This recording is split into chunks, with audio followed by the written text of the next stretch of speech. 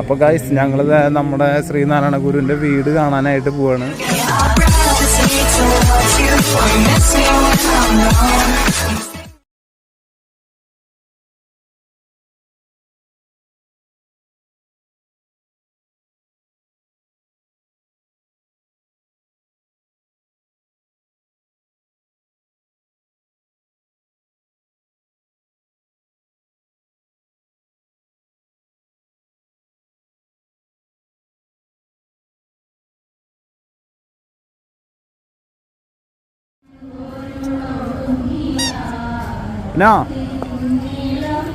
അപ്പൊ നമ്മള് ഗൈസ് അപ്പൊ ശ്രീനാരായണ ഗുരുവിന്റെ വീട്ടിലേക്ക് പോവാണ് ഗൈസ്. അതെ, ഭയങ്കര ആഘോഷമാണ്. ശ്രീനാരായണ ഗുരു ജയന്തി ആയിട്ട് ഇവിടെ കമ്മിറ്റി ഓഫീസാണ്.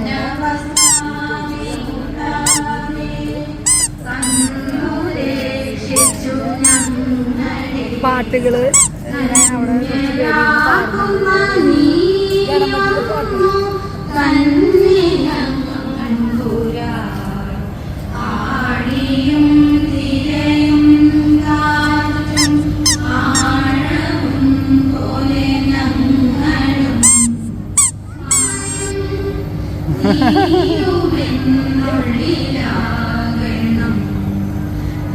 ഇറങ്ങിപ്പോടി വേണ്ടേ. ഇതാണ് അമ്പലം.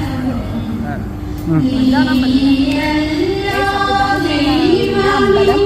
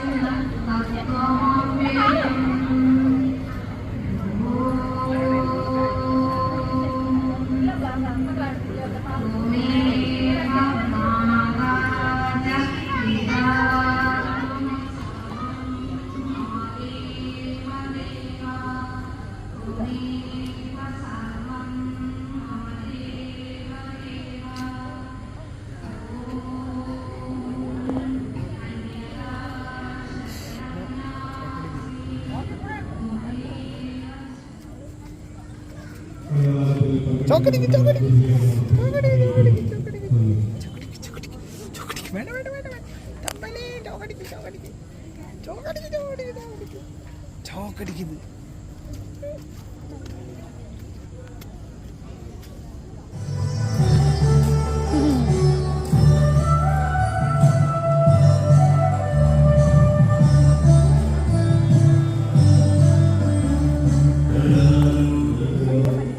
അപ്പോൾ ഗൈസ് ഞങ്ങൾ നമ്മുടെ ശ്രീനാരായണ ഗുരുവിൻ്റെ വീട് കാണാൻ നമ്മുടെ ശ്രീനാരായണ ഗുരുവിൻ്റെ വീട് ജനിച്ച് വളർന്ന വീട്, ഒറിജിനൽ വീട് അതുപോലെ തന്നെ നിലനിർത്തി കാണുന്നതാണ് പറയുന്നത്. അതിൻ്റെ മുകളിലുള്ള ഓലയും കാര്യങ്ങളൊക്കെ ദ്രവിച്ച് പോകാതിരിക്കാനുള്ള കെമിക്കലും കാര്യങ്ങളും അങ്ങനത്തെ സംഭവങ്ങളൊക്കെ ചെയ്തിട്ടുണ്ട്. പക്ഷെ അതൊക്കെ അതുപോലെ തന്നെയാണ്.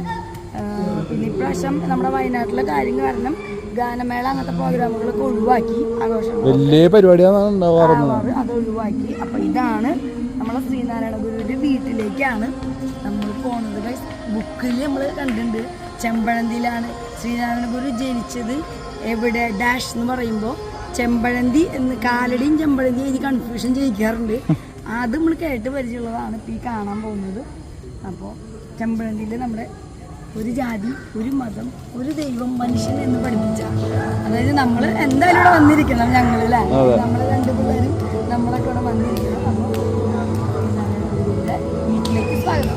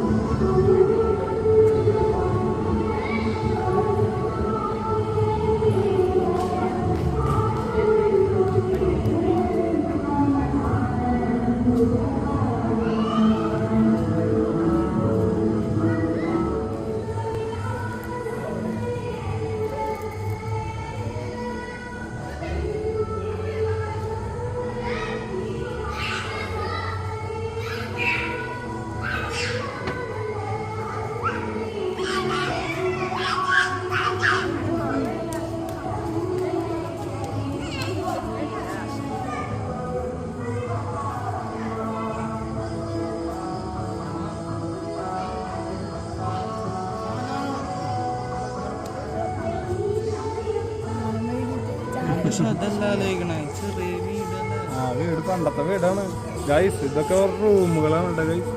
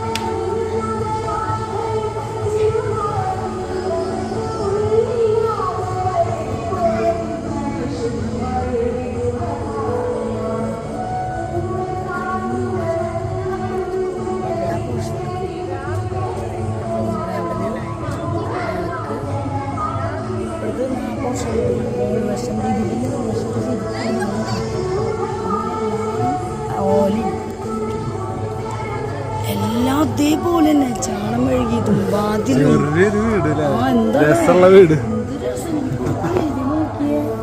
എന്താ മണ്ണ്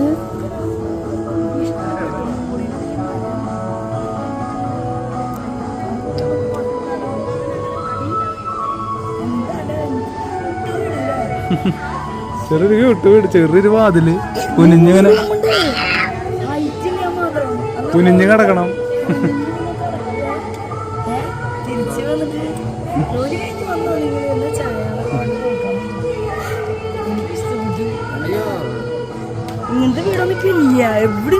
ഇത് നമ്മുടെ ഗോകുലം ഗോപാലൻ സ്പോൺസർ ചെയ്തതാണ് കേട്ടോ ഗൈസ്.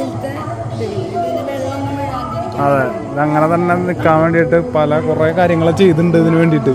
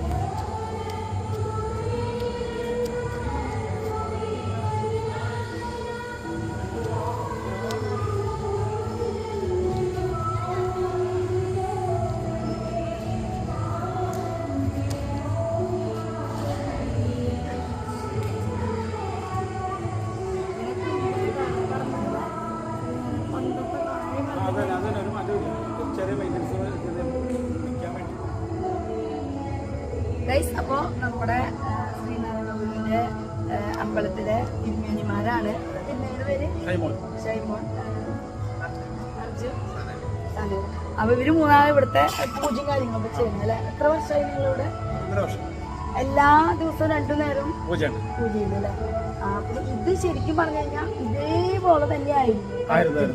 അപ്പൊ കുറച്ച് മെയിൻ്റെനൻസ് നിലനിർത്താൻ വേണ്ടി മാത്രം ചെയ്തിട്ടാണെങ്കിൽ ഈ മരമൊക്കെ ആണെങ്കിൽ ഇതിലെവിടെ കിച്ചനൊന്നുമില്ല. ഇത് ഭഗവാൻ ജനിച്ച തറവാടൊക്കെ വേറെ ഉണ്ടായിരുന്നു പറഞ്ഞു. അതിനുശേഷം പിന്നീടാണ് ഈ ആളുകളൊക്കെ ഈ സ്ഥലങ്ങളൊക്കെ കൊടുത്ത് അല്ലേ? മറ്റത് ഈ ഒരു സ്പോട്ട് മാത്രമാണ് ഉണ്ടായിരുന്നത്. ഇവരൊക്കെ ഒരു തലമുറയിലുള്ളവരൊക്കെ കണ്ടിട്ടുണ്ടോ?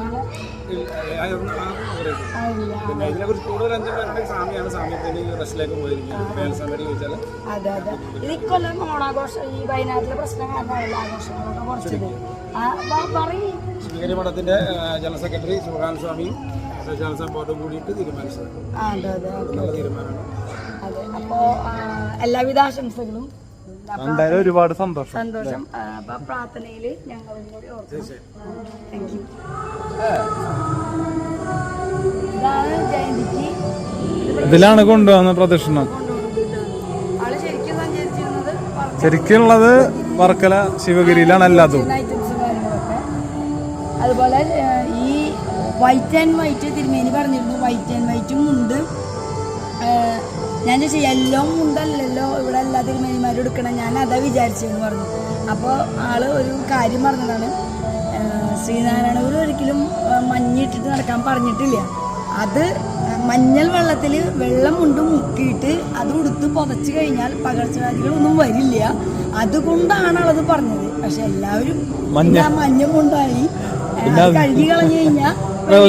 പക്ഷെ എല്ലാവരും ഇപ്പോ ശ്രീനാരായണ ഗുരുവുമായി ബന്ധപ്പെട്ടെന്ന് അറിയണമെങ്കിൽ ഇപ്പൊ മഞ്ഞാണ്, അങ്ങനെ മഞ്ഞ ചെയ്താണല്ലോ. ആളൊരിക്കലും അത് പറഞ്ഞിട്ടില്ല. അതുപോലെ ആള് എന്താണ് ദൈവത്തിനോട് ആര് വന്ന് എന്ത് കളറിലുള്ള പട്ട് പ്രാർത്ഥിക്കണത് അങ്ങനെയാണ് പറയണ്ടേ. ഒരൊറ്റ ദൈവമുള്ളൂ, ആകെ ദൈവമേ കാക്കണേന്ന് പറഞ്ഞാ മതിന്ന്. അങ്ങനെ പറഞ്ഞാൽ തന്നെ ആ ഒരു ശക്തി കേൾക്കും. ദൈവമേ കാത്തുകൊള്ളുക കൈവിടാതെ ഞങ്ങളെ ഒരു ശ്ലോകം ഉണ്ടല്ലോ. അപ്പൊ അതന്നെ കറക്റ്റ് നമ്മളെല്ലാവരും ചെയ്യണേ. അപ്പൊ അത് നമ്മൾക്ക് ശ്രീനാരായണ ഗുരു എന്ന് പറയുന്ന ഒരാളെ ഒരുപാട് ഇഷ്ടപ്പെടാനുള്ള കാരണങ്ങളിലൊന്നും. അപ്പൊ ഞാൻ മാത്രമല്ല, ഞങ്ങളുടെ വീടിന്റെ അവിടെ കൊപ്പിച്ച് കണ്ടിട്ടുണ്ടാവും അമ്പലത്തിൽ. ഞാൻ ചെറുപ്പത്തിലുള്ള കാണുന്നത് കളിച്ച് വളർന്നതും എൻ്റെ വലിയപ്പച്ചൻ്റെ വീടിൻ്റെ ബാക്ക് ഈ അമ്പലമാണ്. അപ്പോൾ അവിടുത്തെ തിരുമേനിമാർ അവിടുന്ന് പായസം തരലും മാങ്ങ തരലും അങ്ങനെ ഇങ്ങനെയൊക്കെ ഒരുപാടുണ്ട്. അപ്പോൾ ശ്രീനാരായണൻ്റെ അമ്പലത്തിൻ്റെ അവിടെയാണ് ഞാനായിരുന്നത്. അപ്പോൾ അതുകൊണ്ടാണ് എനിക്ക് കൂടുതൽ ഇഷ്ടമാണ്. ഞാൻ എപ്പോഴും പോയിട്ടുള്ള അമ്പലം. വീട് കണ്ടപ്പോൾ എന്ത് തോന്നി? വീട് എന്ന് പറഞ്ഞാൽ ഇത് ജനിച്ചതാണ് കേട്ടോ, ആളെ ജനിച്ച് വീണ സ്ഥലമാണ്. ജനിച്ചത് ഈ റൂമിലാണ്, ഈ റൂമില്. അതായത് പണ്ട് കാലത്ത് തിരുമേനി പറഞ്ഞ പ്രകാരം ഈ പ്രസവം അങ്ങനത്തെ കാര്യങ്ങളൊക്കെ നടക്കുമ്പോൾ താമസിക്കുന്ന വീട്ടിൽ നിന്ന് മാറിപ്പോയിട്ട് വേറൊരു അതിന് വേണ്ടി മാത്രം ഒരു വീടും മുറിയൊക്കെ ഉണ്ടാവും. മനസ്സിലായ പോലെ തേണ്ടില് എന്താ പറയുക, പീരീഡ്സ് ഒക്കെ ആകുമ്പോഴും വേറൊരു സെക്ഷൻ ഉണ്ടാവും. അപ്പൊ അതുപോലെ അന്ന് അതാണ് തറവാട്. ആ ഏരിയയാണ് തറവാടായിരുന്നത്. അപ്പൊ പ്രസവത്തിന് വേണ്ടി ശ്രീനാഥന്റെ അമ്മ വന്നിട്ട് ഇവിടെ ഈ ഇതാണ് പൂജാതനായത്. അപ്പൊ അതാണ് അങ്ങനെ കാത്തു സൂക്ഷിക്കുന്നത്. ഇവിടെയാണ് പ്രസവിച്ചിട്ടുള്ളത്. 3 റൂമുകളുണ്ട്. അപ്പൊ 3 2 പറഞ്ഞ ബാക്കിൽ 2 വാതിലല്ലേ ഉള്ളോ? 2 വാതില് പിന്നെ അടുക്കത്തെ റൂമാണ് തോന്നുന്നു. ഇവിടെ 3 വാതില്. 12 വയസ്സിൽ ആള് ഇവിടുന്ന് ശിവഗിരിയിൽ പോയി. പിന്നെ ആൾക്ക് 2 പെങ്ങന്മാരാണെന്ന് പറഞ്ഞു. അങ്ങനെയൊക്കെ എന്താല്ലേ.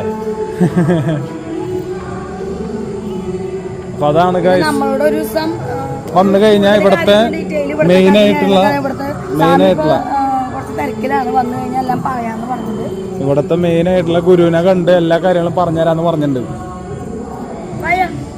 അടിക്കാം ഫോട്ടോ എടുത്താ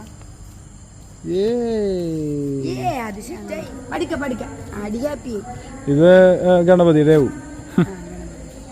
അപ്പൊ ഇവിടുന്ന് കറക്റ്റ് വ്യൂ കിട്ടും. അപ്പൊ ഇവിടുന്ന് നന്നായിരിക്കും കറക്റ്റ് വീടിന്റെ വേണ്ടി. ആദിശ ഓടി കളിക്കാൻ തുടങ്ങി ഗൈസ് അല്ലേ? ആദി